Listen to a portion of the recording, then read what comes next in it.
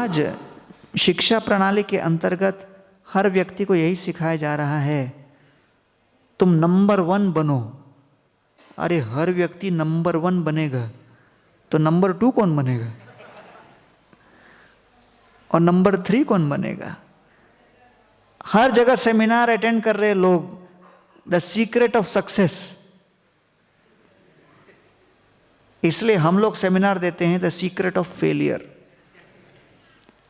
कि अगर विफल हो तो विफलता में किस तरह अपने आप को संभालना। क्योंकि जीवन का सत्य सफलता नहीं, विफलता है। जीवन का सत्य सुख नहीं, दर्द है। और इसलिए जब तक कड़वे स्वाद को हम आस्वादन करने की आदत नहीं डालेंगे, तब तक हम निरंतर मिठास की अपेक्षा करते रहेंगे। एक बूंद कड़वा अगर आ गया तो असहनीय हो जाएगा।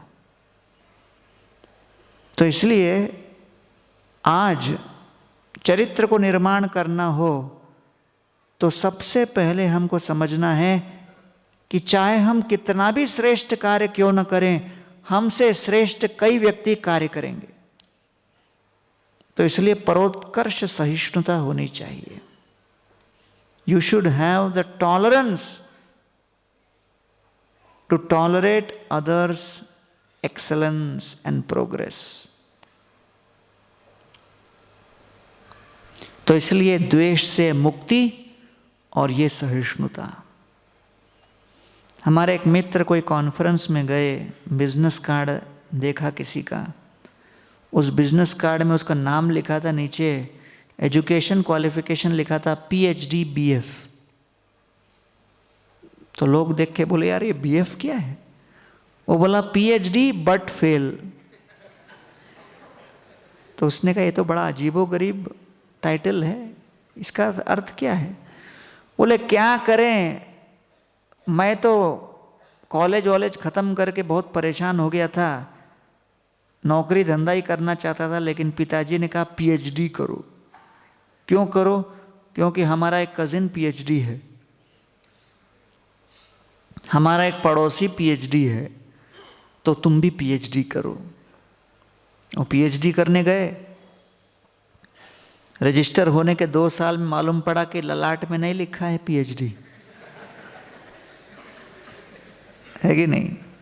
प्रभुपाद जी कहते थे, बंगाली में एक कहावत है कि नहीं, जिसके नसीब में घी होगा उसी को घी मिलेगा। केवल कटोरा दे के उसमें चम्मच डाल दो तो केवल चम्मच को बजाने से उसके अंदर घी नहीं पैदा हो जाएगा। कापाले नायको घी ठकठकाले होइबे की। अगर यहां माथे पे घी नहीं लिखा है तो केवल ठक ठक करने से क्या होगा? तो इसलिए वो बहुत प्रयास करने पर भी उससे हुआ नहीं, क्योंकि हर एक व्यक्ति अलग बना हुआ है। आप इसको देखो, उसको देखो, उसको देखो, बोले मैं भी ऐसे ही बनूंगा, तो ऐसा नहीं हो सकता। तो फिर वो कॉलेज से निकल गए, लेकिन फिर घर वाले बोले कॉन्फ्रेंस जाया करो। तो कॉन्फ्रेंस जाएंगे बिना PhD के तो लोग भगा देंगे। तो उसने अपना कार्ड छपाया, नीचे PhD लिखा, आगे BF जोड़ दिया। तो वो कहता है कि वास्तव में अधिकांश लोगों को लगता है कि ये BF PhD के आगे का डिग्री है। तो आज तक किसी ने कभी पूछा ही नहीं। आप पहले व्यक्ति हो जो पूछ रहे हो।